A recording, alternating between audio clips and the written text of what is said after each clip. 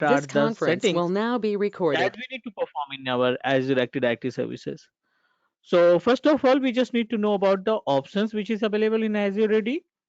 As we discussed in previous class, with the help of single Azure Active Directory services, we are able to control and manage multiple portal. You can manage your Office 365 services, Intune services, or if you establish any VDI solution like Azure Virtual Desktop or any other services you want to control through the Active Directory, we can do that. Let me explain you few more points. Like I'm going to start with the user management. The first topic is related to the user management in the Azure Active Directory. So in user management, we will discuss about each and every options. We will discuss about each and every points related to the users management. Azure, this is first topic of our Azure administrator, Azure AD users management. As per the name suggest इस particular topic में हम multiple task perform करेंगे like as a create user. Second, about the roles, we'll discuss about guest user account. We have option to manage configure multiple user.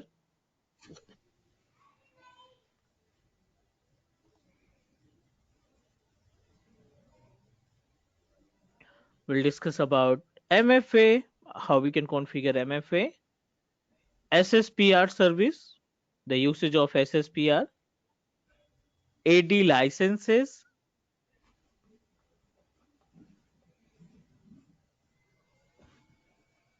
Then we'll discuss about the concept of custom domain management.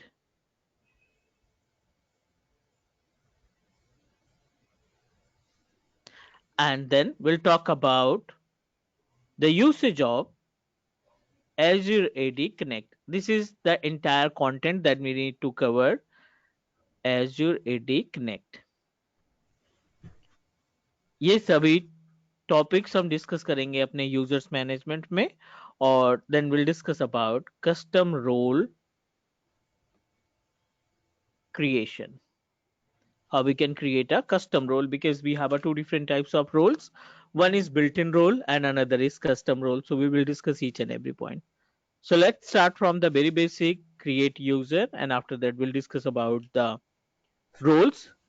Open Azure portal. Azure portal पे जाने के बाद we just need to click on security. Under the security part, we will find Active Directory, and in Active Directory services we have our users. Just need to click on users. N number of options are available: new user, download user, bulk operation, delete, and multi-factor authentication for every user. As we know that whenever we click on the new user, we have a two different option. One is create user and another is invite external user. The meaning of new user, if you want to create by self, अगर आप अपनी तरफ से user को create करना चाहते हैं, so we always proceed with new user जो हमने कल क्रिएट करके देखा था और लॉगिन करा के भी देखा था. Second topic is related to the roles. I hope you all of you are aware from the delegation. अगर हम अपने on premises server 2012 की बात करें या किसी भी server operating system की बात करें, तो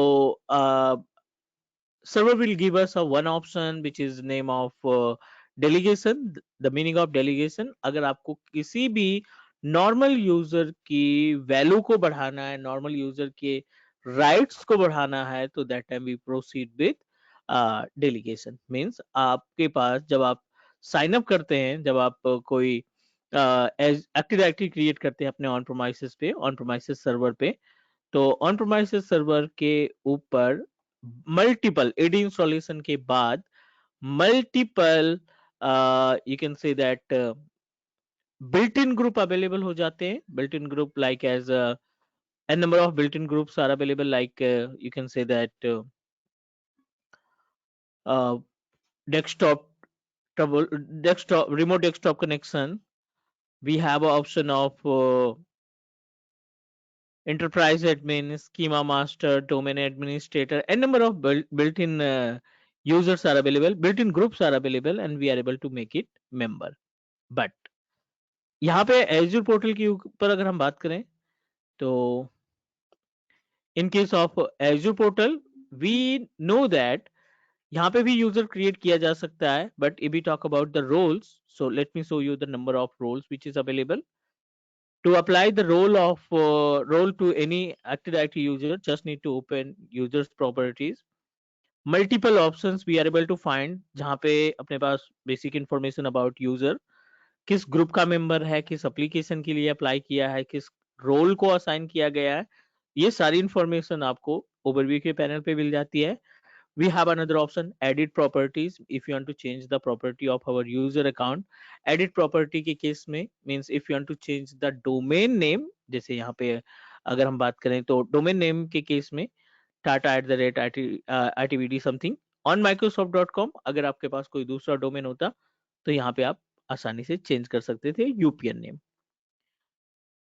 this is entire information about your user. तो आप बोल सकते हैं ये एट्रीब्यूट्स है, आपके यूजर की एट्रीब्यूट्स की इंफॉर्मेशन यहाँ पे है. Display name, login name, first name, last name आप अपने अकॉर्डिंग मेंशन कर सकते हैं.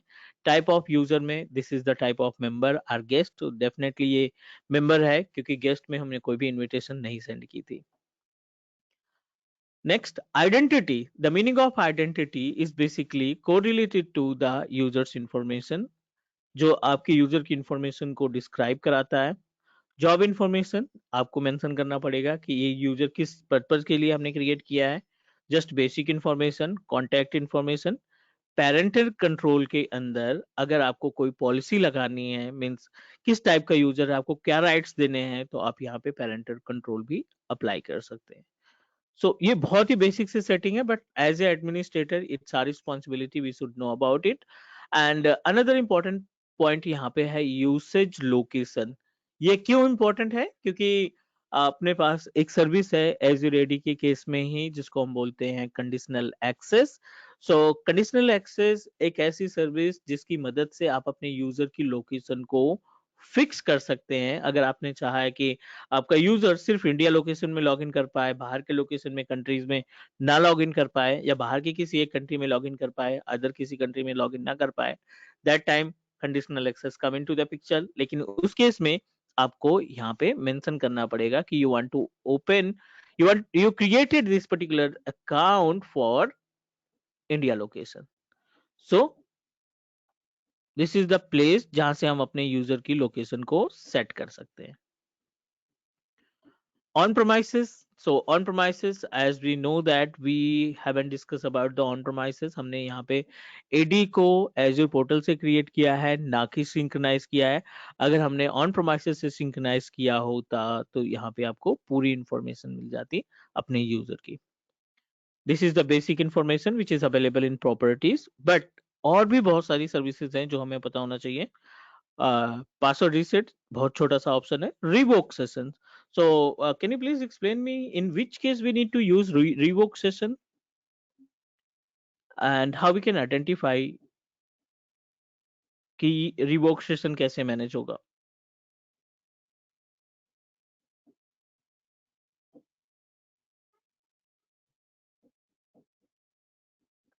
Anyone?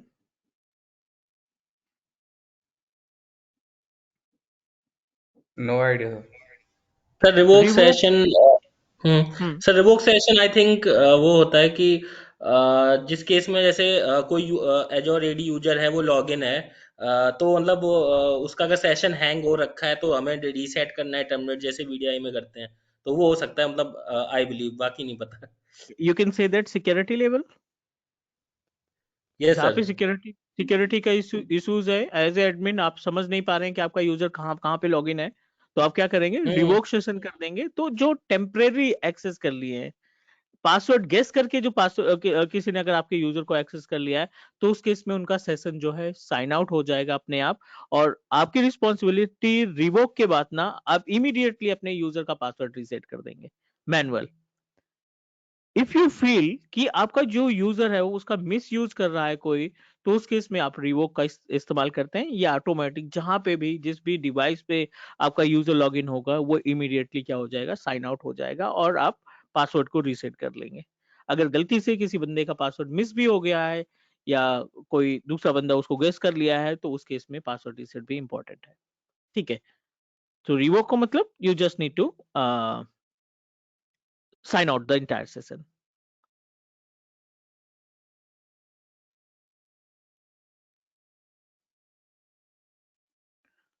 Okay, so this is the basic information जो आप इसकी प्रोफाइल में मेंशन करेंगे, उसकी सारी इन्फॉर्मेशन यहाँ पे आ जाएगी। I don't want to make any changes here and an sir number इसमें हम of shift options timing are. लगा सकते हैं यूजर की? सॉरी, क्या एक बार फिर से रिपीट करो।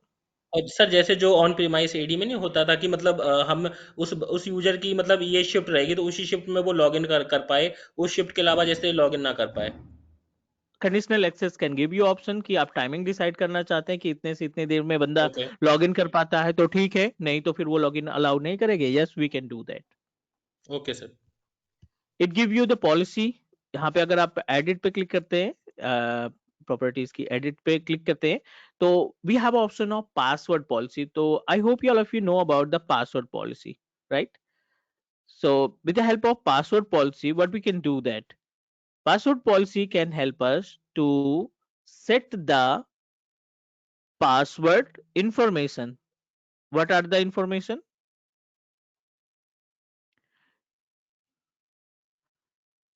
16 कैरेक्टर का पासवर्ड होना चाहिए, 12 कैरेक्टर का पासवर्ड होना चाहिए, कॉम्प्लेक्स होना चाहिए, वो सारी इंफॉर्मेशन आपके पासवर्ड पॉलिसी में अवेलेबल होती है। Now let's talk about another important point जिसमें हमने असाइंड रोल के बारे में डिस्कस किया था। whenever we click on the assigned role, it will redirect you on the page of assigned role. Administrative roles, add assignments पे जाएंगे, it will redirect you on page of built-in roles. आप देखिए यहाँ पे multiple built in roles are available. इन role का इस्तेमाल आप अपने ऑफिस 365 के पोर्टल के लिए और साथ ही साथ अपने एज्यूर सर्विसेज को भी मैनेज करने के लिए कर सकते हैं। n number of options are available. You want to make it application administrator, can create and manage all aspects of application registration and enterprise application developer, right? Some security part, and we have a authentication administrator, we have a Azure AD join administrator, billing administrator, B2C. These all are the built-in role और हर एक role की information यहाँ पे mention है कि आप इस रोल को अगर असाइन करते हैं अपने यूजर के लिए तो यूजर के जो राइट्स हैं उन राइट में क्या इम्पैक्ट पड़ेगा, क्या क्या चीजें बढ़ जाएंगी हमारे यूजर की। तो एक हम डिस्कस करेंगे, जैसे यहाँ पे एक ग्लोबल एडमिनिस्ट्रेटर का रोल होता है। आई hope you all of you know about the global administrator. ज्यादातर इसका इस्तेमाल किया जाता है हाइब्रिड सेटअप बनाने में। Can manage all aspects of Azure AD and Microsoft services that use Azure AD identity. किसी भी एप्लीकेशंस के राइट्स देने के लिए, ऑन प्रोमाइसेस से यूजर को सिंक्रोनाइज करने के लिए ग्लोबल एडमिनिस्ट्रेटर का मेंबर होना इंपॉर्टेंट है। तो जब हम ऑन प्रोमाइसेस के यूजर को Azure AD पे सिंक्रोनाइज करेंगे, that time will assign the role. Administrative unit, so administrative unit, remember हमने एक बात की डिस्कस की थी related to tenant. So administrative unit पे जब आप क्लिक करते हैं, it will give us option of assign to the administrative unit. So administrative unit, we don't have any administrative unit created. हमने कोई टेनेंट सेपरेट नहीं बना रखा है कि अपने सब्सक्रिप्शन को शेयर कर सके। अगर आप अपने सब्सक्रिप्शन को टाटा के साथ शेयर करना चाहते हैं तो you must need to assign the administrative unit, जिससे वो एडमिन की तरह, कोर एडमिन तो नहीं बट एडमिनिस्ट्रेटर की तरह टास्क परफॉर्म कर सकता है आपके पोर्टल पे। सर पहले वो टेनेंट बनाना पड़ेगा, right? Clear, we need to create a okay. Tenant first. Okay sir, एक क्वेश्चन है मेरा, जो एजोर एडी से सर हम ये माइग्रेट ऑन प्रीमाइस में कर सकते हैं कोई यूजर? एज्यूर एडी से लोकल में जी सर। नहीं, वन वे ट्रांजेक्शन होता है। ऑन प्रोमाइसेस से एज्यूर पे जाएगा, एज्यूर से ऑन प्रोमाइसेस नहीं आता अभी तक। वन वे ट्रांजेक्शन होता है, वन वे सिंक्रोनाइजेशन होता है। ओके, बाकी सर ऑन एक और प्रोमाइसेस, क्वेश्चन है। हाँ, आप बोलो।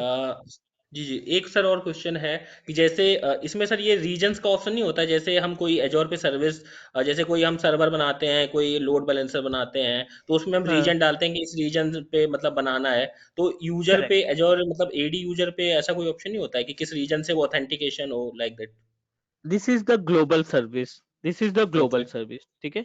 Billing global service, subscription global service, Azure AD global service. Global service का मतलब ये है कि you can access it from anywhere. तो सर इसमें रीजन वाला लॉजिक नहीं होता है? नहीं, रीजन वाला लॉजिक नहीं होता, बट आप अपने यूजर को फिक्स लोकेशन के लिए सेट कर सकते हैं। जैसे मान लो यूजर्स हमारे जापान में हैं, तो हमें जापान पे में मतलब रीजन में नहीं बना सकते यूजर्स? नहीं नहीं, ये see active directory is not associated to the region and zone. Okay okay, sure sure. This is the management portal which is applicable for everyone. आप अपनी वीएम को जापान में क्रिएट किया, इंडिया में क्रिएट किया, यूएस में create किया, वो बनता है कि आप एक रिसोर्स यूज कर रहे हैं। This is the hmm. SAS service. ये हमारे पास क्या ओके है, ओके। एसएएस सर्विस है ना, सॉफ्टवेयर एज ए सर्विसेज। हमने तो कोई हम्म। मशीन भी नहीं बनाई अभी तक, हमने केवल अपने एज्यूर को साइन अप किया है और उस एक फ्री ट्रायल सब्सक्रिप्शन परचेज किया। और फ्री ट्रायल सब्सक्रिप्शन में एज्यूर ने हमें एक ये पूरा का पूरा पैनल उठा के दे दिया। ओके। तो सर ये ये एजोर एडी और ये अपना ये ऑफिस 365 ये एसएएस में आता है, software as a service? Exactly. Okay okay sir.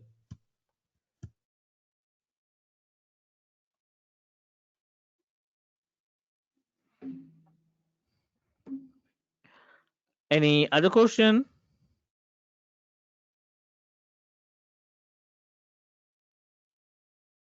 Okay, so ये अपने पास हो गया एडमिनिस्ट्रेटिव यूनिट और रोल्स के बारे में। Let's move ourself to the groups.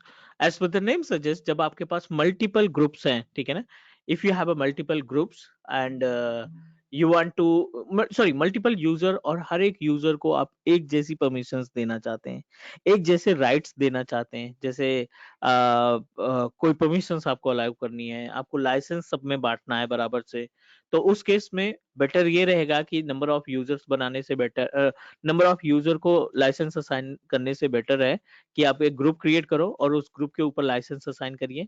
Automatic जितने भी यूजर्स होंगे उस पर्टिकुलर लाइसेंस के अंदर, उस पर्टिकुलर ग्रुप के अंदर, उनको ऑटोमेटिक लाइसेंसेस असाइन हो जाएंगे। Is that correct? तो ये भी हम अब डिस्कस करेंगे। एप्लीकेशन हमने कोई असाइन किया नहीं, इस वजह से यहाँ पे कोई भी ऑप्शन एप्लीकेशन का दिखाई नहीं पड़ रहा है। Licenses, we haven't assign any licenses. अगर आप लाइसेंस असाइन करना चाहते हैं, we just need to click assignment. Under the assignment इस पर्टिकुलर यूज अकाउंट में दो लाइसेंस हमारे पास है, एक P2 लाइसेंस है और एक ऑफिस 365 F3 लाइसेंस है। What you want to do, अगर आपको ऑफिस 365 का लाइसेंस देना है तो you just need to click here, और ये प्रोडक्ट है ऑफिस 365 के, कौन कौन सी सर्विसेज आप शेयर करना चाहते हैं, you can do that, click save.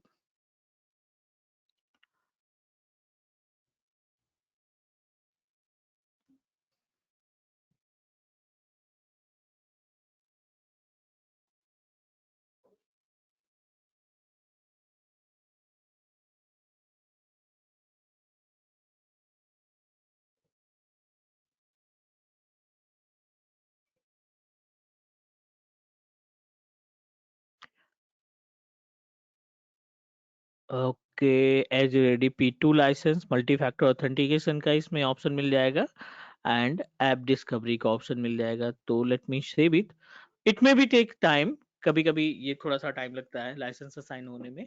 Otherwise we will add our user to group, और उस ग्रुप में लाइसेंस को असाइन करके हम सेव कर लेंगे। This is about the user, जो बेसिक यूजर इंफॉर्मेशन है। अगले टॉपिक पे चलते हैं, which is consider as a MFA। As per the name suggests, the meaning of multi-factor authentication, it's mandatory. Uh, Select multi-factor authentication, यहाँ पे click करेंगे, it will redirect you on another page.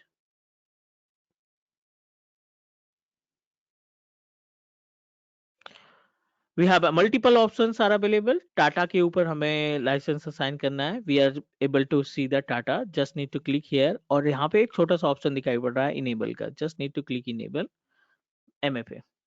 Update successful, और इसको करते हैं close. Configure करने के लिए open the users properties, copy the user detail, open incognito wizard, login कराने के लिए टाटा यूजर को.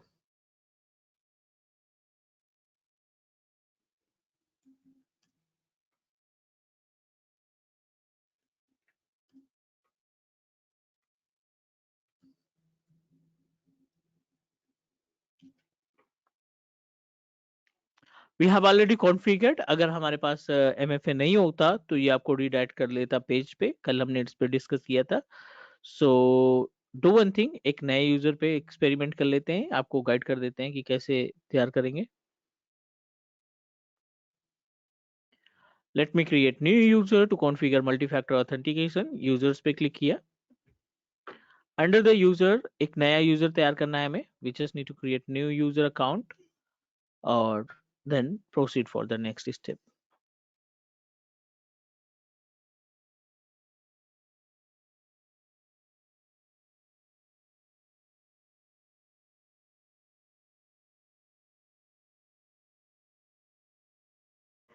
Let me create with name of GCP. Display name is also GCP user.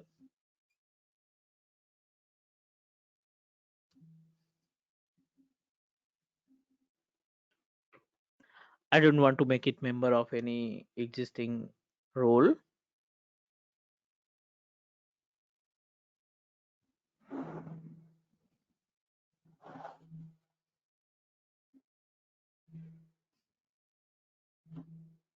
Sir ये एजोर एडी पे रिसोर्स ग्रुप नहीं लगता ना?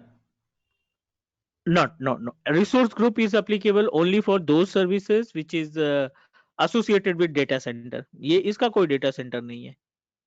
ओके. जो सर्विसेज रीजन और जोन को सेलेक्ट करती हैं उनके लिए रिसोर्स चाहिए, क्योंकि वो एक सर्विस है. ये तो परमानेंट, आप यूज करो ना करो ये तो परमानेंट रहेगी. Got it what I am saying?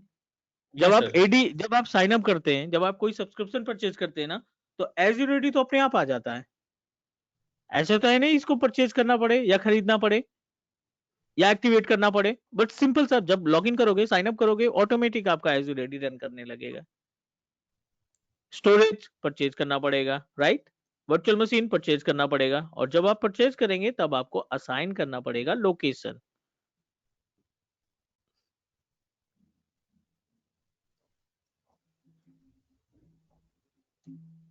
Sir ये इसी यूआरएल से ये मतलब नए यूजर को यूजर लॉगिन करा सकते हैं. login.microsoft. portal.azure.com. login.microsoft.com तो रीडायरेक्ट हुआ है, बट portal.azure.com ओपन करेंगे, because you know that Microsoft का, इंट्यून का और ये आपके ऑफिस 365 का, तीनों का पोर्टल जो है ना, माइक्रोसॉफ्ट login.microsoft.com ऑनलाइन पे ही जाता है, रीडायरेक्ट होता है. लेकिन जी सर, अभी जी ये सर. क्या है, हम एज्योर पोर्टल लॉगिन करना चाहते हैं basically.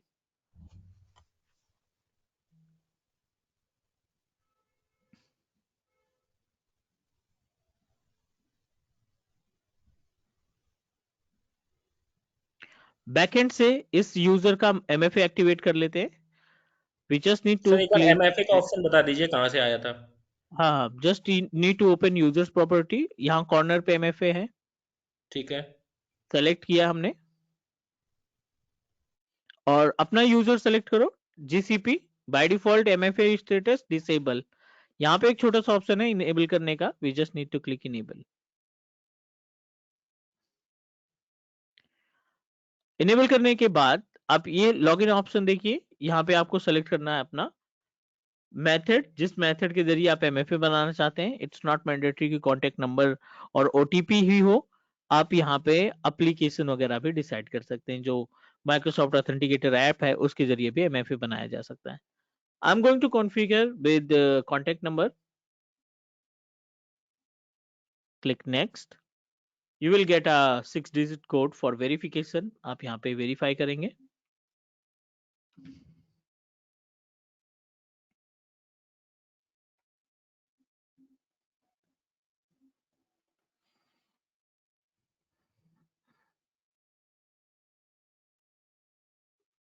Done. We successfully configured the multi-factor authentication. So अगर हम बात करें MFA है क्या, तो MFA is a second layer of security. आप MFA को क्या बोल सकते हैं, ये एक तरीके का second layer of security है जिसकी हेल्प से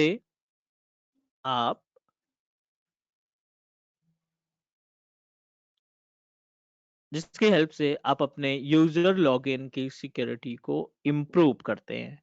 और साथ ही साथ MFA is also responsible to manage the SSPR services. अगर आपको self service password reset manage करना है, then SSPR can also help us. Let me sir ये explain you about the encrypted होता होगा ना? Totally uh, encrypted, yes. जो sir ये जो कोड जाता है नंबर पे MFA में यूजर का लॉगिन के लिए, हम्म तो सर इसमें ये क्या इनक्रिप्टेड होता होगा? 64 बिट इनक्रिप्टेड? ट्रांजैक्शन के टाइम पे 256 बिट इनक्रिप्टेड रहता है। केवल उसी ऑथराइज यूजर को मिलेगा। कोई भी बंदा इसको हैक या तो अटैक नहीं सर ये करता, जो थोड़ा सा नंबर पे मुश्किल जाता है। है तो सर जो ISP से कोई टाई अप होता होगा, तो मतलब जो नंबर पे जाता है इनके यहाँ, मतलब टेलीकॉम पे, तो कुछ टाई अप होता होगा एजोर का? एग्जैक्टली, नॉर्मल नॉर्मल OTP, कोई भी ISP रिस्पॉन्सिबल, कोई भी ISP ऑथराइज नहीं है कि वो OTP को पढ़ सके, कोई भी कितना भी बड़ा आपका ISP क्यों ना हो। तो सर वो वो टेलीकॉम के इनक्रिप्टेड थ्रू, जैसे फॉर्मेट। एयरटेल है मेरा, ऐसे? हाँ हाँ हाँ हाँ, एग्जैक्टली, बिकॉज वो इनक्रिप्टेड रहता है तो आपको इस कोड में मिलेगा ही नहीं। ओके, मतलब जिस कंपनी का नंबर है, जैसे एयरटेल, जियो, रिलायंस, तो मतलब उसके पे जाके वो, मतलब इनका टाई अप होगा पहले से एजोर का? एज्योर का टाई अप नहीं होता है, एज्योर इसको हाइड करके भेजता है। It's really hmm. डिफिकल्ट ना कि हर एक ISP से टाई अप करें। ऐसे जी ऐसे सर। ISP हैं जिनके बारे में हमें पता ही नहीं है। तो सर वो नंबर पे जाता कैसे, मतलब वो जो ऑथेंटिकेशन वाला कोड, मतलब कुछ, मतलब क्या, मतलब उसका रूट कैसे होता है? इन्होंने कोई भी कंपनी जब OTP स्टैब्लिश करती है ना अपने सेटअप के लिए, तो which is core related to our domain, जो इन्होंने वेब सर्वर स्टैब्लिश कर रखा है ना, उस वेब हम्म। सर्वर में प्लगइन्स लगाए जाते हैं। क्या लगाए जाते हैं? OTP प्लगइन्स लगाए जाते हैं ओके, OTP जनरेट प्लगइन्स। करने के लिए, कैप्चा हम्म। जनरेट करने के लिए। ये सिक्योरिटी प्लगइन्स होते हैं हम्म। और इसके लिए सेम है ये जैसे करते हैं sir. Okay paid. Okay sir, same है जैसे हम न्यू ईयर में ग्रीटिंग भेजते हैं, जैसे किसी वेबसाइट से मल्टीपल नंबर पे हम ग्रीटिंग भेज देते हैं न्यू ईयर के, सेम वही वाला कॉन्सेप्ट हो गया, राइट? एग्जैक्टली, ये ओके जितने ओके भी टास्क है ना, ये सिक्योरिटी प्लगइन्स के काम है। जैसे ओके कैप्चा ओके। होता है, you know about the captcha का इंपॉर्टेंस क्या है? Yes sir. क्या होता है कैप्चा के थ्रू? कैप्चा मतलब एक सिक्योरिटी ऑथेंटिकेशन होता है, जिससे एग्जैक्टली जो, मतलब वो लॉग इन कर रहा है, मतलब जो जो वो सर्विस यूज कर रहा है, वो पता रहे कि हाँ वही आइडेंटिटी है, उसने वो कैप्चा डाला है। वो नहीं नहीं, हर एक मतलब यूजर का सर, हर एक मतलब यूजर का वो यूनिक कैप्चा Cap होता है। CAPTCHA shows we are not the robot.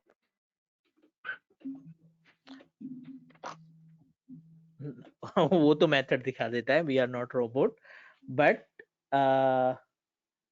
इस केस में बैकएंड को क्या बेनिफिट है, प्रोवाइडर को?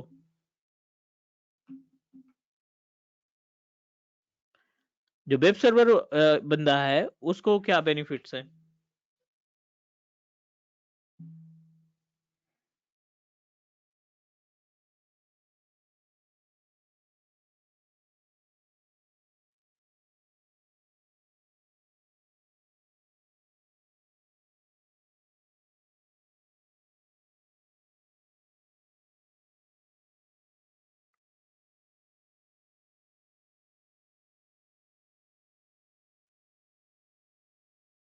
हेलो। हेलो। हाँ जी सर, क्या पूछ रहे हो? The benefit are security of captcha.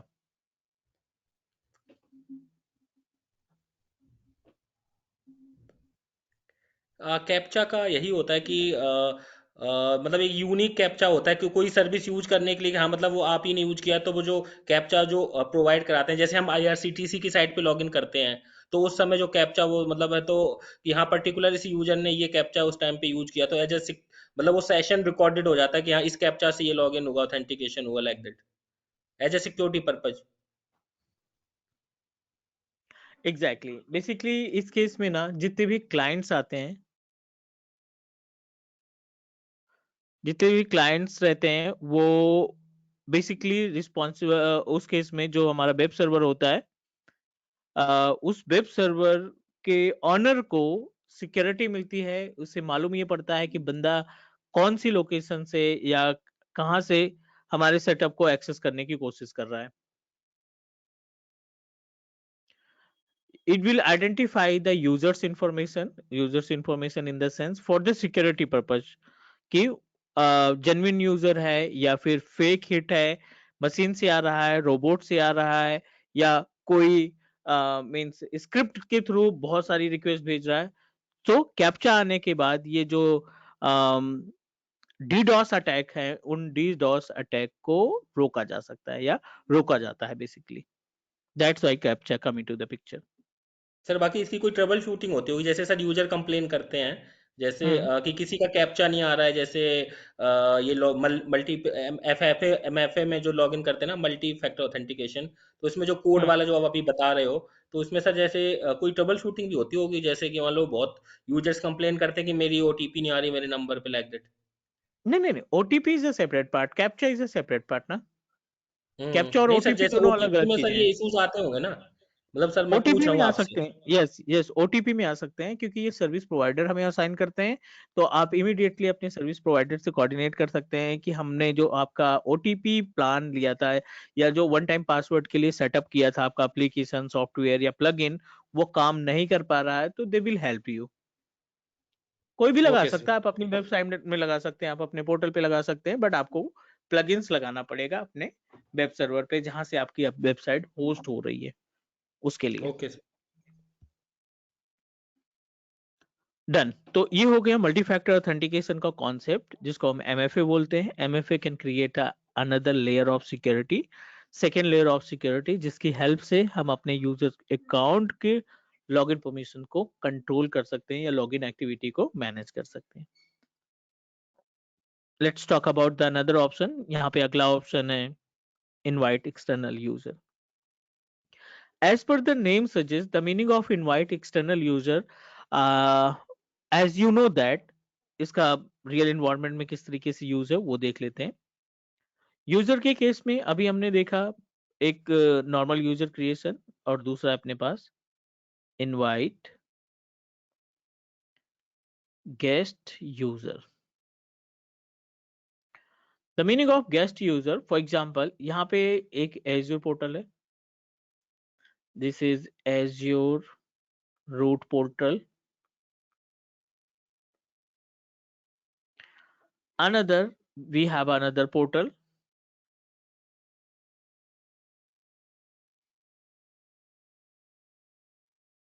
Portal 2, जो ऑलरेडी इसके पास सब्सक्रिप्शन है। यहाँ पे कुछ सर्विसेज आपने परचेज की, लाइक वर्चुअल मशीन आपने तैयार किया, डेटाबेस तैयार किया, या फिर स्टोरेज आपने क्रिएट किया।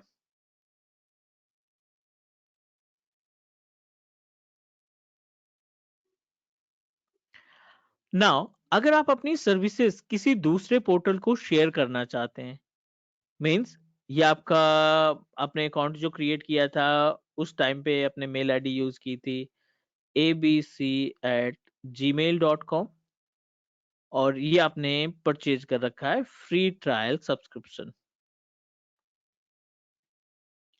यहीं पे अगर हम बात करें, इसने यूज किया है xyz@gmail.com, और इस यूजर ने अकाउंट यूज किया है पे एज यू गो। ठीक है, दो अलग अलग अकाउंट और दोनों के पास अपना खुद का सब्सक्रिप्शन है। Both users are owner of subscription, दोनों के पास ऑनरशिप है सब्सक्रिप्शन की। एक के पास फ्री ट्रायल है, दूसरे के पास पे एज यू गो है। आप अपना बी टू बी सेटअप करना चाहते हैं, B to B means business to business activity perform करना चाहते हैं, कि जो चीजें जो आप सर्विसेज मैनेज नहीं करना चाहते हैं वो आप अपने जो ऑर्गेनाइजेशन से सेकंड ऑर्गेनाइजेशन है उसको आप मैनेज कर सकते हैं। एंड जो सेकंड पोर्टल है उसको उस पे अगर कोई सर्विसेज है तो वो अभी आप मैनेज कर सकते हैं, मीन्स वाइस वर्सा आप मैनेज कर पाएंगे।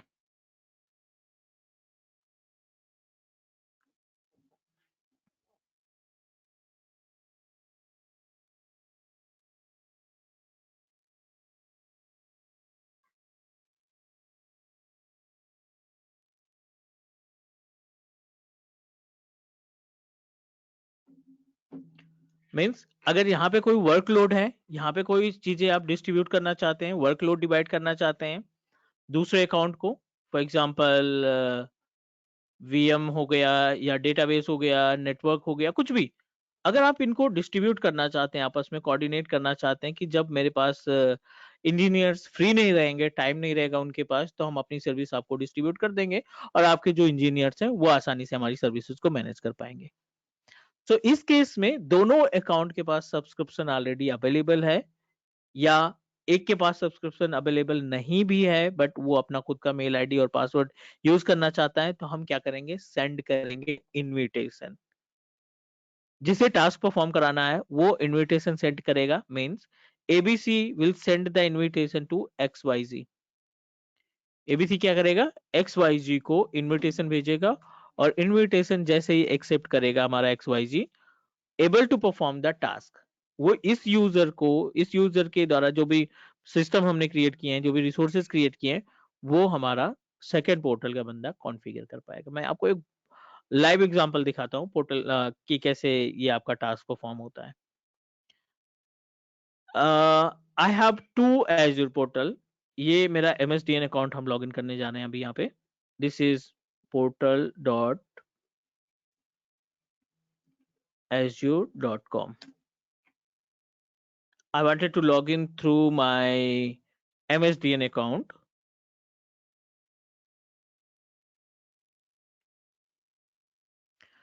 ये मेरा MSDN अकाउंट है। अगर हम यहाँ सब्सक्रिप्शन में जाएं तो इट विल गाइड अस कि कौन सा सब्सक्रिप्शन हमने यूज किया है, अभी कौन सा सब्सक्रिप्शन हमारे पास है available. This is my MSDN। दो सब्सक्रिप्शन अवेलेबल है MSDN के, दोनों एक्टिव हैं।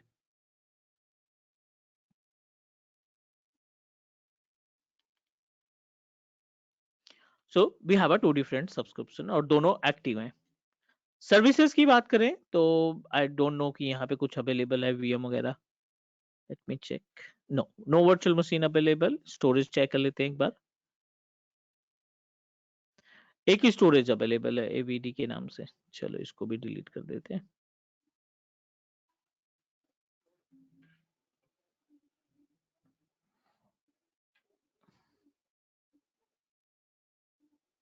सर हम एक आईडी से मल्टीपल सब्सक्रिप्शन ले सकते हैं ना?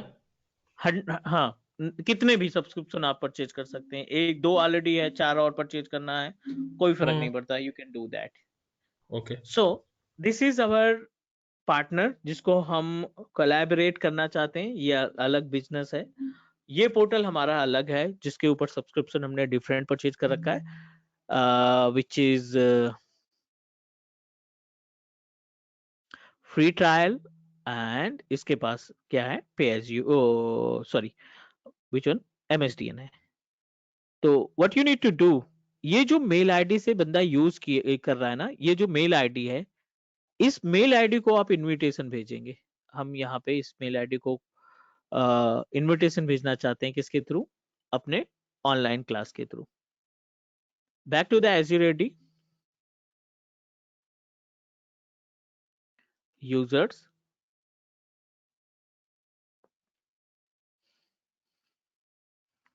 यहाँ पे कुछ यूजर्स ऑलरेडी अवेलेबल हैं।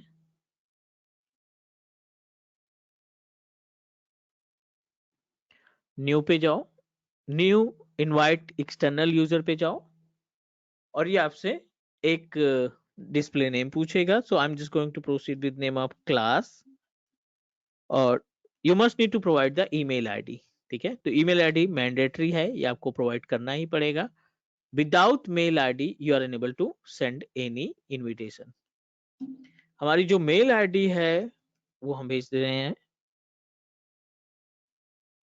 24@outlook.com। No need to do anything. अब देखिए यहाँ पे क्रिएट की ऑप्शन की जगह पे हमें इनवाइट का ऑप्शन दिखाई पड़ रहा है।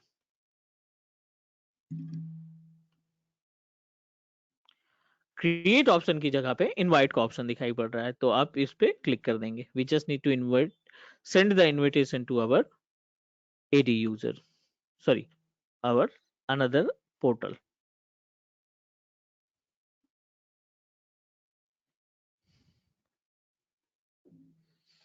इनविटेशन सेंड हो गई है, आप उस मेल पे जाएंगे ना कि पोर्टल पे, पोर्टल ओपन रहने देते हैं। यहाँ पे हम outlook.com ओपन करते हैं अपनी मेल ओपन करने के लिए। सेम आईडी से लॉगिन करा लीजिए आप।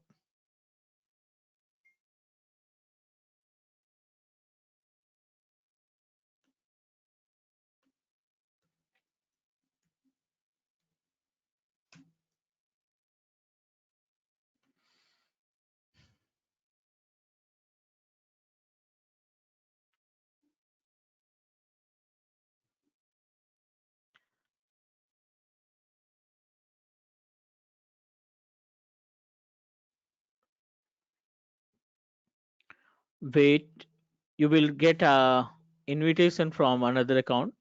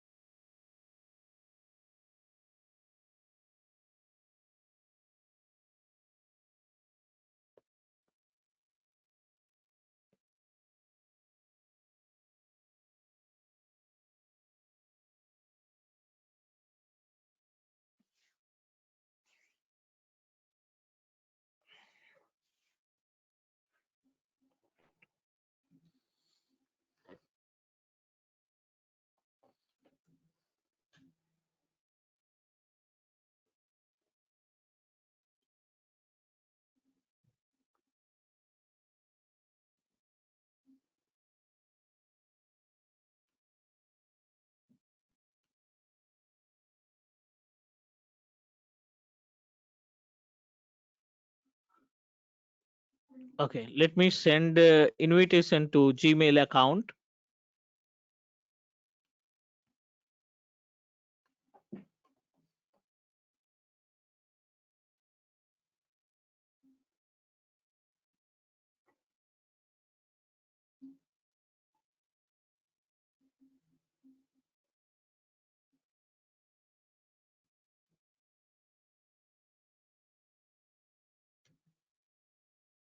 This is our mail ID. Username हम यहाँ पे server रख रहे हैं and send invitation. Okay, we successfully shared the invitation. Send the invitation और इस पेज पे आ जाओ आप।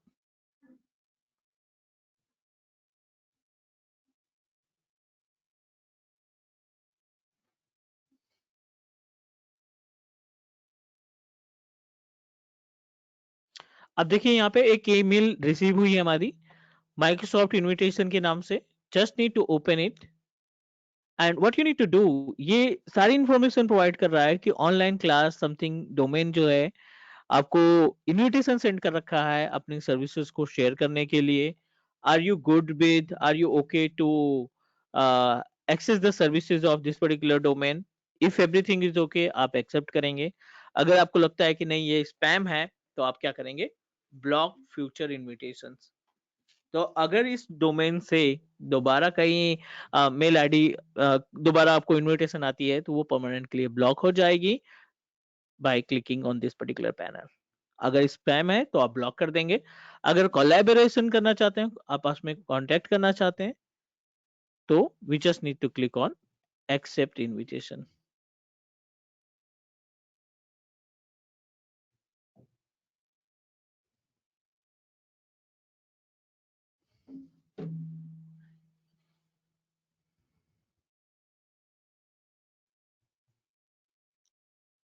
Accept the invitation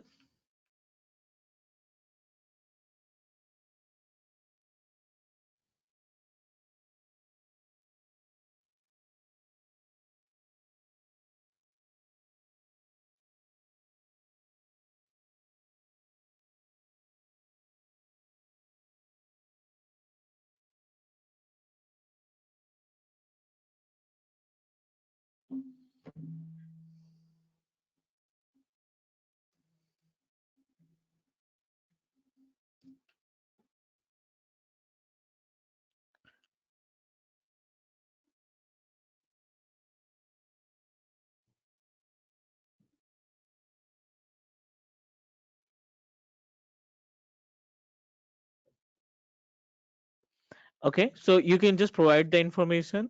आपको ये लॉगिन एक्सेप्ट करना पड़ेगा एंड उसके बाद यू कैन जस्ट वेरीफाई करने के बाद, actually this is my YouTube account, so I don't want to uh, accept the invitation by using this email id because it will create a problem. So but in your case you just need to proceed with this option.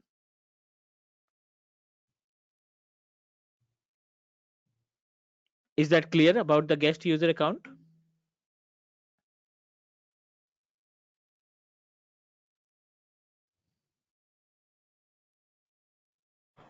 Sir Hello. Accept जैसे sir वो accept user कर लेता है, उसके बाद ये आगे मतलब क्या सर्विस वो मतलब देनी है, वो कैसे हम डिसाइड करेंगे? IAM फिर आ जाएगा फिर से, अच्छा। again IAM coming to the picture. Okay. अच्छा, आईएम के थ्रू सर हम ये रोल असाइनमेंट कर सकते हैं? हाँ, अब आपका यूजर यहाँ पे जैसे दिखने लगा, ठीक है, क्लास यूजर दिखने लगा, या हम्म। जो अभी हमने बनाया सर्वर यूजर दिखने लगा, राइट? अब आपको क्या करना है, जो भी सर्विस आपको डिस्ट्रीब्यूट करनी है उस सर्विस की प्रॉपर्टीज में जाओ। सर्विस की प्रॉपर्टीज में जाने के बाद आईएम का ऑप्शन सेलेक्ट कर लेंगे। एक्चुअली माइक्रोसॉफ्ट पे ये रिक्वेस्ट अभी नहीं गई है, नहीं तो हम इसमें प्रैक्टिकल देख सकते थे। No, we are unable to find any request, नहीं। So same procedure, service distribute करने के लिए, रिसोर्स डिस्ट्रीब्यूट करने के लिए आप वीएम पे या सर्वर पे जिस पे भी क्लिक करेंगे ना, आप देखिए यहाँ पे then IM,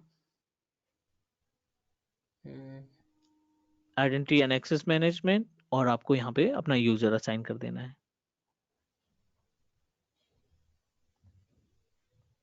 okay, access control IAM. है ना, यहाँ पे आप ऑनर बनाना है, कंट्रीब्यूटर बनाना है, आप यहाँ पे सेलेक्ट करिए और अपना यूजर यहाँ पे असाइन कर दीजिए। ओके, जो मतलब सर्विस असाइन करनी है उसी सर्विस की प्रॉपर्टीज में जाके, like server, load IAM balancer, वहीं पे, फायरवॉल। आईएम वहीं पे मिलेगा, जो भी सर्विस ओके को आपको ओके भेजनी है ना, वो आपको ओके, उसी उसी की सर्विस प्रॉपर्टीज में की जाके आईएम प्रॉपर्टी मिल जाएगा, वहीं से हमें असाइन करना है। Exactly exactly. और जब आप इनविटेशन सेंड करोगे तब भी ये आपको बताएगा कि ये आपका यूजर नहीं है, please confirm this is the guest user account, do you want to proceed.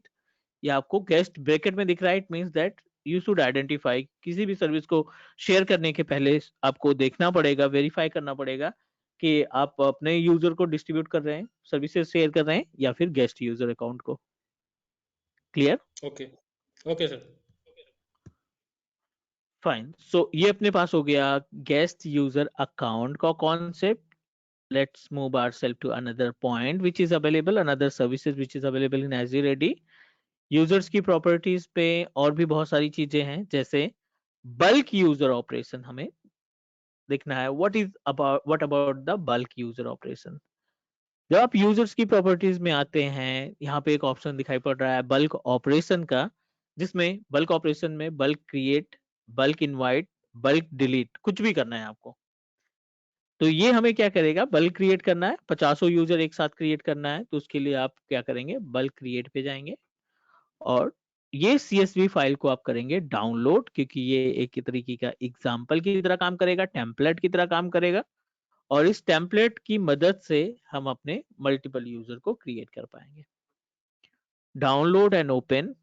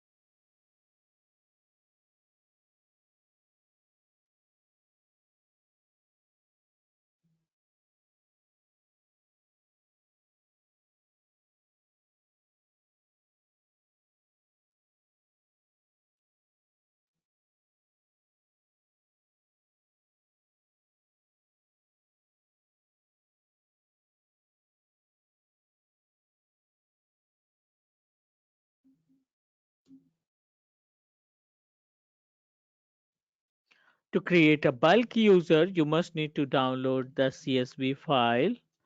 As you're ready, users,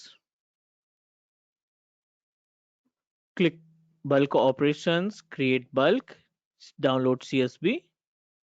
ये अपने पास CSV फाइल अवेलेबल है और आपको इसमें बेसिक इंफॉर्मेशन प्रोवाइड करनी है.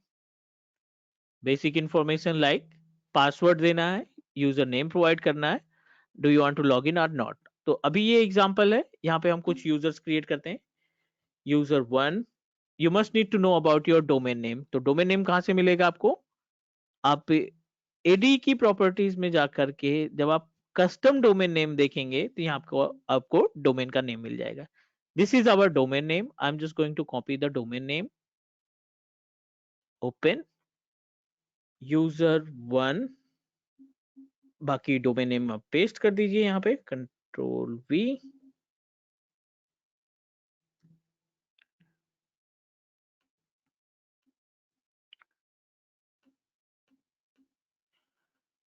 Control C, control V, control V. 3 से 4 यूजर बना लेते हैं हम. ओके, 4 यूजर बनाते हैं. User 1, user 2, user 3 and user 4.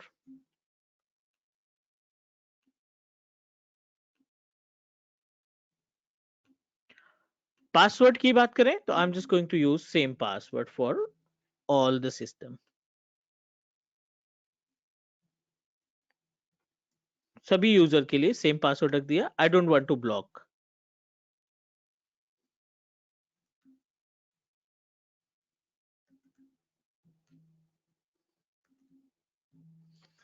And save it in format of CSV file. Make sure कि आपका डोमेन नेम सही होना चाहिए. फाइल पे जाओ, सेव एज पे जाओ और इसको आपको CSV फॉर्मेट में ही सेव करना है. तो I wanted to put in on desktop Azure bulk users. ठीक है, इस नाम से बनाना चाहते हैं, Azure bulk user के नाम से डेस्कटॉप पे रख रहे हैं. Save it.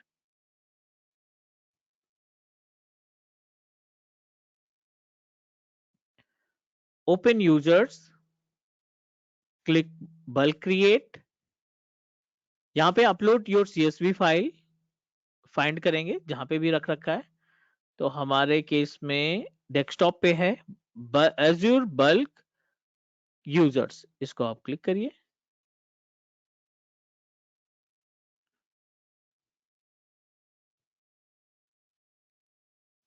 File uploaded successfully. एक बार सबमिट करते हैं इसको, वेट करेंगे.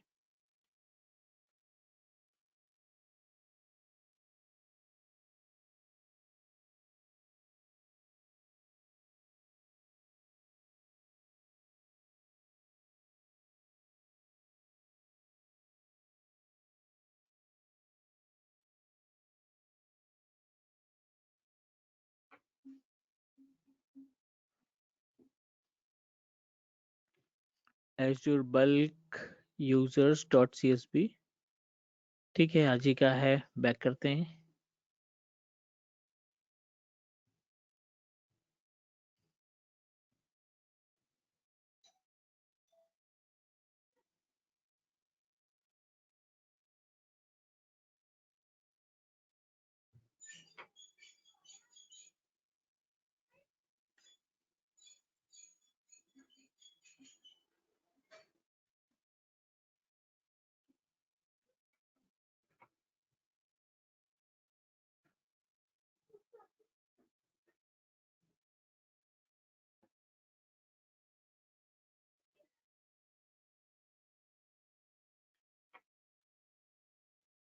Okay, let me check it again.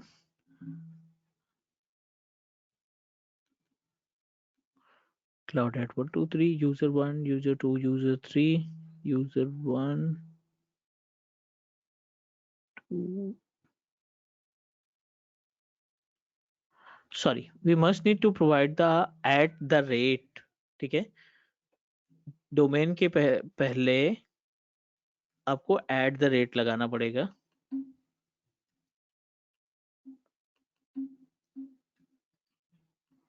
1 2 3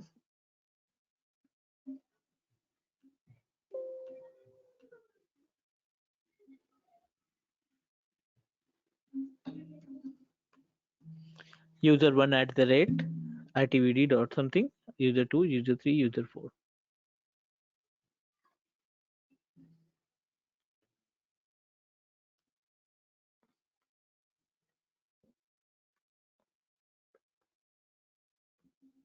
New bulk. Save.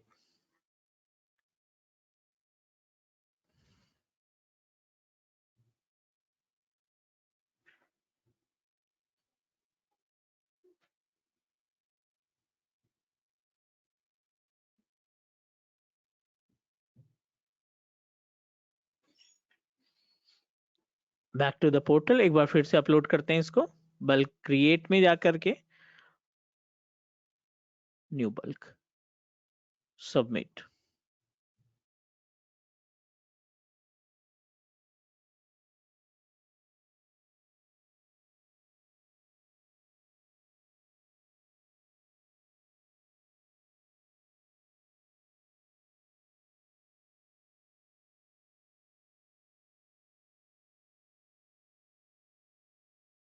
चलिए यहाँ पे अभी देखिए बल्क ऑपरेशन सक्सेसफुली अपलोड हो चुकी है हमारी जितनी भी यूजर्स की इंफॉर्मेशन थी। You just need to refresh the page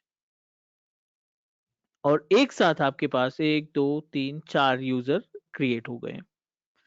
make sure user name, password और जो आपने डोमेन ऐड कर रखना है वो आपको क्लियर तरीके से चेक कर लेना है, वेरीफाई कर लेना है। आई होप ये प्रोसीजर समझ में आ गया होगा यूजर मैनेजमेंट से रिलेटेड। बल्क ऑपरेशन, MFA, नया user, guest user, roles, password reset, छोटा सा टॉपिक है password reset. Select your user and open करेंगे एंड पासवर्ड रीसेट का ऑप्शन आपको इमीडिएटली दिखाई पड़ जाएगा। If you want to reset the password click करेंगे, ये आपको बाय डिफॉल्ट रैंडम एक पासवर्ड उठा के प्रोवाइड कर देगा। This is the random password. अब इसको कॉपी करिए और जो भी क्लाइंट है हमारा उसको ट्रांसफर कर देंगे, वो अपना पासवर्ड खुद से मैनेज कर लेगा।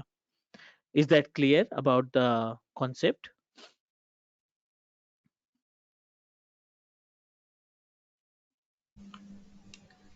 सर इसमें हम कितने यूजर्स बना सकते हैं? अनलिमिटेड? 99,999, 1 लाख यूजर के आसपास। ओके ठीक है, 99,999 इतने यूजर्स हम क्रिएट कर पाएंगे। ओके। ये यूजर सर ऑफिस 365 पे अकाउंट में सिंक होंगे? हाँ बिल्कुल, अगर आपने पोर्टल यूज किया है ऑफिस 365 का, let me show you. I think ये मेरा अकाउंट जो है F3 लाइसेंस ले रखा है, तो I am going to log in my office 365 portal by using same credential. Office online class ITBD 764 and open your admin center। Same user से login करना है आपने और यहाँ पे आपको यूजर्स की इंफॉर्मेशन में जाना है। एक्टिव यूजर में क्लिक करेंगे, सारे यूजर्स आपके यहाँ पे दिख जाएंगे जो अभी आपने बनाया थोड़ी देर पहले, टाटा, बस इनको टेलनेट सब। लाइसेंस देना होगा हमें। अब आप लाइसेंस दीजिए, यहाँ पे अनलाइसेंस है ना, सभी अनलाइसेंस है। आप you just need to provide the licence and start mailing services. Mailboxes use करना है तो आप इसमें किसी भी यूजर को लाइसेंस प्रोवाइड करके मेलिंग सर्विसेज का इस्तेमाल इमीडिएटली स्टार्ट कर सकते हैं। यहाँ से आपको केवल चेक मार्क करना है, सेव कर देना है, सिंपल। विद इन सेकेंड इसमें हमने लाइसेंस दे दिया। यूजर 1 मेलिंग सर्विसेज में मेल करना, टीम्स यूज करना, शेयर मेल बॉक्सेस यूज करना, कुछ भी आप टास्क परफॉर्म कर सकते हैं। Done. Any question, any doubt? Sir password जो रीसेट आपने किया है अभी यूजर का, तो उसमें हम मैनुअल पासवर्ड नहीं मतलब वहां पे सेट कर सकते हैं? नहीं, बाय डिफॉल्ट टाइम बचाने के लिए किया गया है ना, वो पासवर्ड हम ओके टेम्परेरी ही रखते हैं। जब आप कोई भी पासवर्ड रीसेट ओके। करते हैं ना, ये टेम्परेरी पासवर्ड है। हम्म अब जब आप यूजर 1 को लॉगिन करेंगे ना, तो आपको पहले ये पासवर्ड देना पड़ेगा। ओके उसके बाद अगला सर जो इसमें पेज एक आएगा ऑप्शन आता है, user must change password at next login, वो ऑटोमेटिक होता है कि हमें यहाँ वो चेक मार्क करना पड़ता है जैसे एडी में होता था? Automatic permanent setting for entire user. Automatic के साथ साथ ये सेटिंग परमानेंट है सभी के लिए। अच्छा, बाय डिफॉल्ट ये एजोर का फीचर है हाँ, एडी ये का। अभी वर्क फ्रॉम होम की वजह से इन्होंने 2-3 सर्विसेज बैकएंड से एक्टिवेट की हैं। एक तो ये कि आप अगर अपना साइन अप करते हैं अकाउंट ऑफिस 365 के पोर्टल पे ना, तो उस केस में 14 डेज तक 15 डेज तक आप बिना एमएफए के चला सकते हैं। आफ्टर 15 डेज ये मैंडेटरी हो जाएगा कि आपको एमएफए लगाना ही पड़ेगा। बिना एमएफए के लिए बिना एमएफए की सर्विस के भी यूज किए आप कोई भी अकाउंट लॉगिन ही नहीं कर पाएंगे। मैंडेट कर दिया है एजूर ने बैकएंड से। इसको बोलते हैं फोर्स्ड एमएफए। फोर्सफुली एक्टिवेट कर दिया है माइक्रोसॉफ्ट ने अपनी तरफ से। क्लियर? सर जो आपने ऑफिस 365 में जो लॉगिन किया था, वी यूजर दिखाए थे, तो ये सर जो आपने पोर्टल डॉट एजोर पे जो आईडी से लॉगिन किया, उसी से आपने इसमें ऑफिस 365 में हाँ, किया होगा? दिस इज आवर आईडी जो हमने ऑफिस 365 के लिए यूज किया, और यही आईडी हमने और एजूर पोर्टल के लिए यूज किया। ओके। दैट्स व्हाई अच्छा, वी आर जब भी वो एबल टू यूजर फाइंड। दिख रहे हैं, सेम यूजर यहाँ वाले। हाँ, एग्जैक्टली।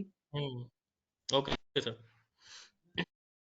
क्लियर। तो यहाँ पे हमने अभी यूजर्स मैनेजमेंट सीखा कि एज रेडी के केस में यूजर को मैनेज करना हमारी रिस्पॉन्सिबिलिटी, एडमिन की responsibility. So we should know about the options. So I hope you all of you understand. कोई क्वेश्चन, कोई डाउट? सर एक क्वेश्चन पूछना था। कहते हैं जैसे हमारे यूजर्स हैं जो हम लोग एज़ोर एडी में खुद क्रिएट करते हैं, वो तो मेंबर आ जाते हैं, उनका मेंबर से होते हैं। बाकी हमारे वो गेस्ट के हिसाब से जो दूसरे होते हैं वो गेस्ट होते हैं। ठीक है। ठीक है, और जो हम लोग ऑन प्रेम से जो सिंक करवाते हैं वो वाले यूजर्स कौन से होते हैं? अब देखिए यहाँ पे यूजर्स की प्रॉपर्टीज में मेरा सर्वर डाउन हो गया है, बट हमारे यूजर अभी भी दिख रहे हैं। अब यहाँ पे देखिए हाँ जी। तीसरा ऑप्शन, चौथा ऑप्शन, ऑन प्रोमाइसेस सिंक्रोनाइज इनेबल। जो यूजर आपने मेंबर बनाए हैं उनमें नो है, जो आपने ऑन प्रोमाइसेस से सिंक किए हैं उसमें यस लिखा है। तो एक टेलनेट हमारा लोकल से आ रहा है और ये हमारा ऑन प्रोमाइसेस मशीन ये लोकल से आ रहा है। इन दोनों को छोड़ करके बाकी सभी यूजर्स हमने खुद से क्रिएट किए हैं। ये गेस्ट यूजर है, ये गेस्ट बता रहा है, ये गेस्ट बता रहा है, बाकी मेंबर बता रहा है। यहाँ पे आप बस ये देखिए मेंबर। ना, ऑन प्रोमाइसेस सिंक्रोनाइज इनेबल्ड, तो ये एक्टिवेट है तो ये आपको आइडेंटिफाई कर देगा। इज दैट ठीक है, क्लियर? बिल्कुल सर। चलो एक छोटा सा ब्रेक ले लें, then connect. Okay. Okay, so sir let's कितने take a मिनट break का? just for 15 minutes. Okay, 15 minute. हाँ, okay. then connect again.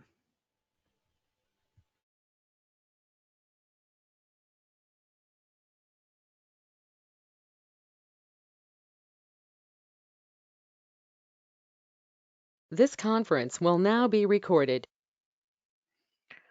Think about the SSPR, but before that आपको वेरीफाई करना पड़ेगा कि आपके पास लाइसेंसेस कौन कौन से हैं। ऑलरेडी हमने P2 लाइसेंस एक्टिवेट कर रखा है, but you should know about the procedure.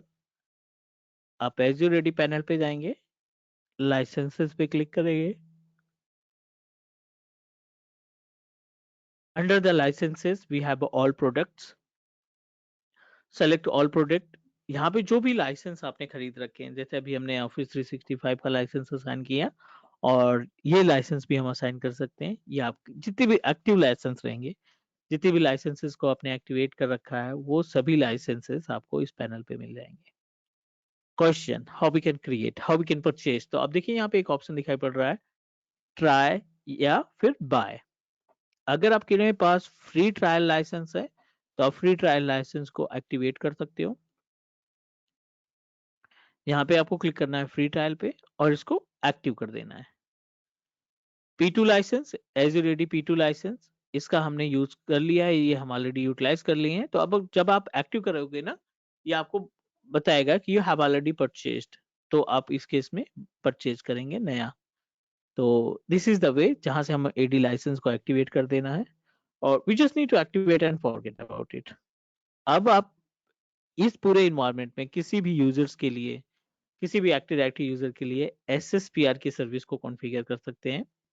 But question कि जब भी आप SSPR की सर्विस को कॉन्फ़िगर करेंगे, मेक श्योर कि उस यूजर के ऊपर, जिस भी यूजर के लिए आप SSPR लगाना चाहते हैं, उस एक्टिव डायरेक्टरी के यूजर के पास ऑलरेडी MFA के सेटअप होने चाहिए, MFA की सेटिंग्स होनी चाहिए। अगर MFA हमने एक्टिवेट कर रखा है, then we are able to perform the task of what we can sir call इसके इट चार्जेस अलग लगते होंगे जो प्रीमियम 2 प्रीमियम 1 के? एक बार परचेज करना रहता है, ये मंथली बेसिस रहते हैं, जैसे बाकी के हैं वैसे मंथली बेसिस पे रहते हैं। आई थिंक 425 ऐसे समथिंग के आसपास इसका कॉस्ट है पर मंथ। अच्छा, तो सर ये कैटेगराइज जो करा गया है प्रीमियम 1 प्रीमियम 2, तो वो किस बेसिस पे किया है, मतलब चार्जेस के फीचर्स, बेसिस पे? फीचर्स? नहीं नहीं ओके। फीचर्स के बेसिस पे ना। अगर आप ओके, देखोगे फीचर। यहाँ पे क्या क्या मिल रहा है, तो P2 में मैं आपको दिखा देता हूँ कि क्या क्या मिल रहा है हमें P2 के लाइसेंस में। अब देखिए यहाँ पे सर्विस प्लान डिटेल्स में जाओगे तो wait,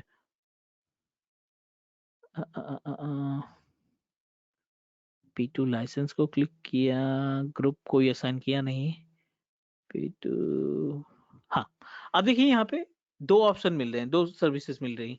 ager active directory premium 2 licence में क्या मिल रहा है आपको, माइक्रोसॉफ्ट मल्टी फैक्टर ऑथेंटिकेशन मिल रहा है, आपको Microsoft Defender for cloud application discovery, और प्रीमियम 1 का भी बेनिफिट इसमें मिलेगा। ये सभी प्रोडक्ट हैं आपके P1 लाइसेंस के, सॉरी P2 लाइसेंस के। एज इट इज अगर आप P1 लाइसेंस पे देखेंगे ना, ट्राई एंड बाय पे, तो क्या मिल रहा है ये इसमें, enterprise mobility plus security E5, जो कि मल्टीपल ऑप्शंस आपको प्रोवाइड करेगा। I am going to activate it.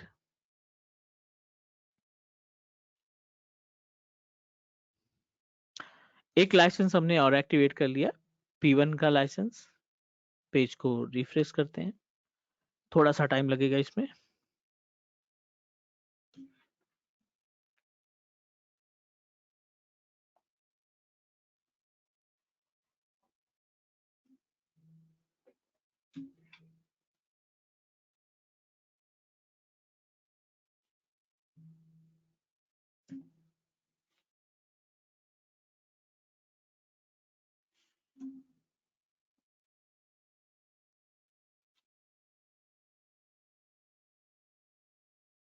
Wait for 2 minute.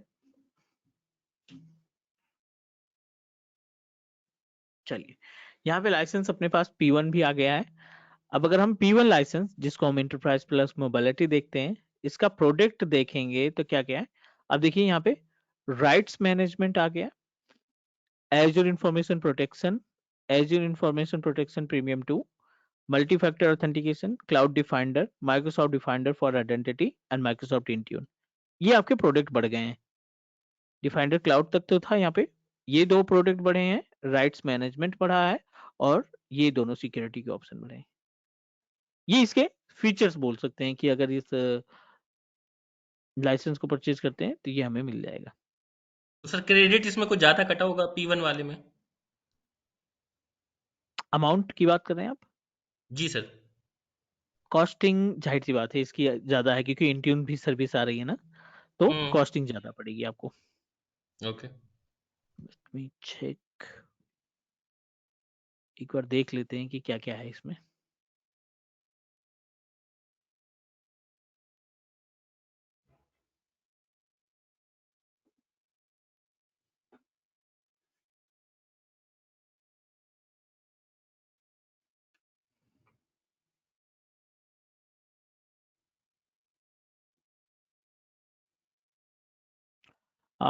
ये विच वन था, कौन सा E5 था ना? प्रीमियम 1 लाइसेंस आपको मिल रहा है 430 का, प्रीमियम 2 लाइसेंस मिल रहा है, सॉरी 650 का per month. P2 sir licence ये जो वाला भी ज्यादा है है, P2 वाला? हाँ P2 वाला 650 के आसपास का है, और प्रीमियम 1 जो है ना आपका 430 का है। तो सर फीचर P2 में ज्यादा है कि P1 में? नहीं नहीं नहीं, फीचर तो इसी में ज्यादा है, P1 में P2 में ज्यादा है, ओके। ये क्या है ना, इंटरप्राइज प्लस मोबाइलिटी E5 है, हमने जो लाइसेंस खरीदा है ना। अब देखिए यहाँ पे इंटरप्राइज मोबिलिटी प्लस E5, ये कॉम्प्लीमेंट में दे रहे हैं। इसके बाद P1 इंक्लूडेड है, इसके अंदर P1 इंक्लूडेड है। जब यहाँ पे आप क्लिक करेंगे ना, ये P1 P2 के नाम, सॉरी, P1 की भी सर्विस कंटेन करके रखा है, बट इसका जो लाइसेंस है ना वो इंटरप्राइज मोबिलिटी है, ये एज्योर एडी प्रीमियम 2 लाइसेंस है। क्लियर? ओके सर, तो मतलब अगर हम चार्जेस की बात करें दोनों में, P1 P2 में, तो मतलब P2 में ज्यादा चार्जेस हैं और P1 में कम है। P1 में कम है, P2 में ज्यादा है। E5 का तो ज्यादा है क्योंकि इसके साथ इंट्यून वगैरह की सर्विस है, इस वजह से P1 इसका थोड़ा सा और ज्यादा है। P2 के फिर फीचर्स ज्यादा होंगे। हाँ, P2 के अंदर फीचर्स ज्यादा है। ठीक है, ठीक।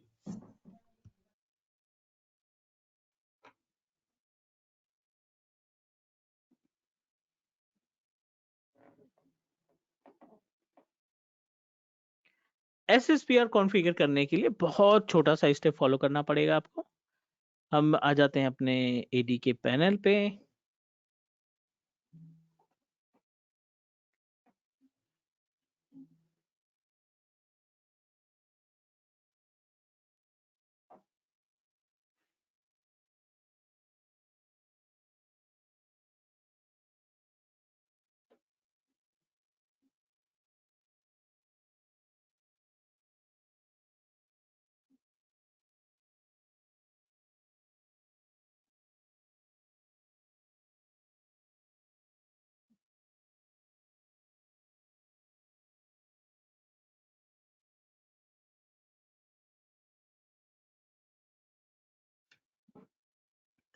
क्लिक ऑन यूजर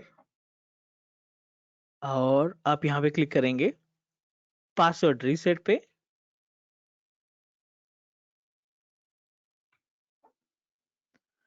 एंड अब देखिए यहाँ पे दिस इज द पैनल, जो आप पासवर्ड रीसेट के अंदर ऑप्शन देख रहे हैं। This is the option that can help us to manage the SSPR।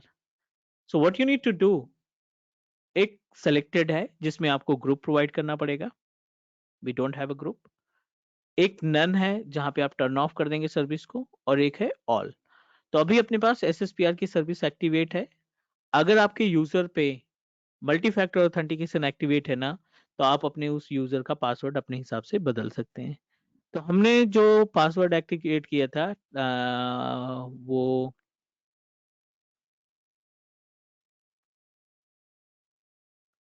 I think Tata user पे किया था, MFA। Let me check.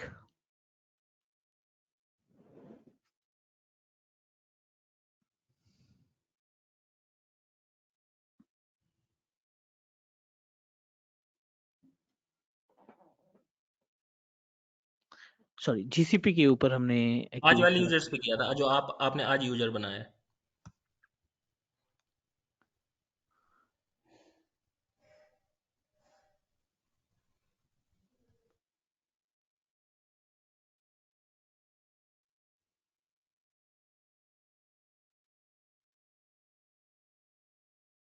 Server तो गेस्ट है, क्लास गेस्ट है।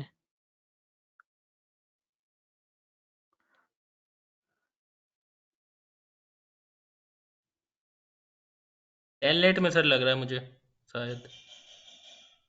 नहीं, टेलनेट तो सिंक्रोनाइज यूजर है ऑन प्रोमाइसेस का, हम्म। टाटा पे ही बनाया था। टाटा को लॉगिन करा के देखते हैं। यहाँ पे इनकॉग्निटो विजार्ड पे portal.azure.com,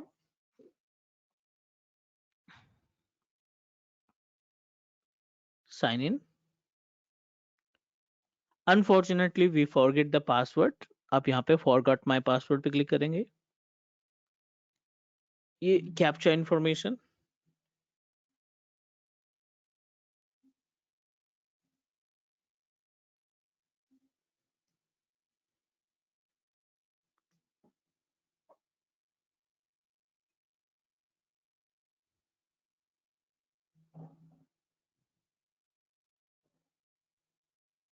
हाँ यही है। अब देखिए यहाँ पे जो कॉन्टेक्ट नंबर आपने यूज किया था वो आप यहाँ पे प्रोवाइड कर दीजिए।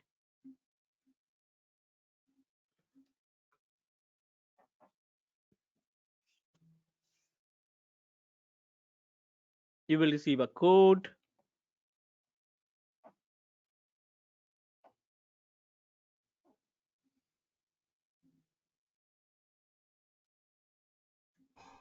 सर अगर हम दूसरा नंबर दें यहाँ पे, वहां पे कोड आएगा नहीं आएगा? नहीं नहीं नहीं, ये MFA से अटैच्ड है ना, अच्छा अच्छा। इसीलिए पहले MFA क्रिएट करना पड़ेगा, तब आप इसमें SSPR लगा पाएंगे। अब आप देखिए नया बिल्कुल, आप कोई सा भी पासवर्ड दे दो।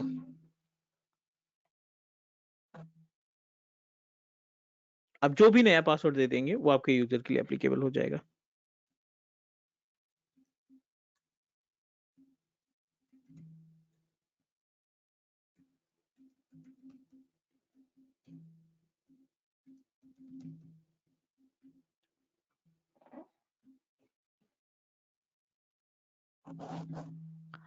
चलिए यहाँ पे हमने सक्सेसफुली अपने यूजर का पासवर्ड रीसेट कर दिया है, क्योंकि हम पासवर्ड भूल चुके थे, इस वजह से हमने इसको नया पासवर्ड असाइन कर दिया। Is that clear? अभी ये जो लॉगिन करेंगे आप नए पासवर्ड से लॉगिन करेंगे।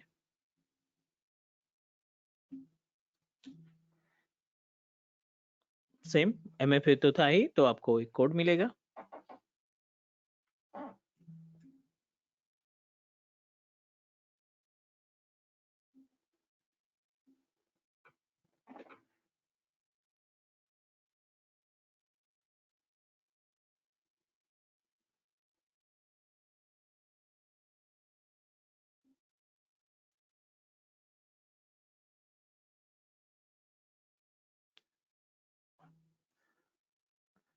चलिए ये हमने सक्सेसफुली पासवर्ड रीसेट किया, which is consider as a self service password reset. This is all about the users management. अभी हमने यूजर मैनेजमेंट में देखा, इसके बाद हम लाइसेंस देखेंगे, कस्टम डोमेन देखेंगे, और हाइब्रिड सेटअप कैसे बनाते हैं वो देखेंगे, आइडेंटिटी देखेंगे, एंड कस्टम रोल यानी RBAC का ऑप्शन देखेंगे। तो अभी तक जितनी भी चीजें हमने डिस्कस की, एक बार आप गो थ्रू कर लीजिए। कहीं पे कोई क्वेश्चन, कहीं पे कोई डाउट है तो please let me know. Sir अगर नंबर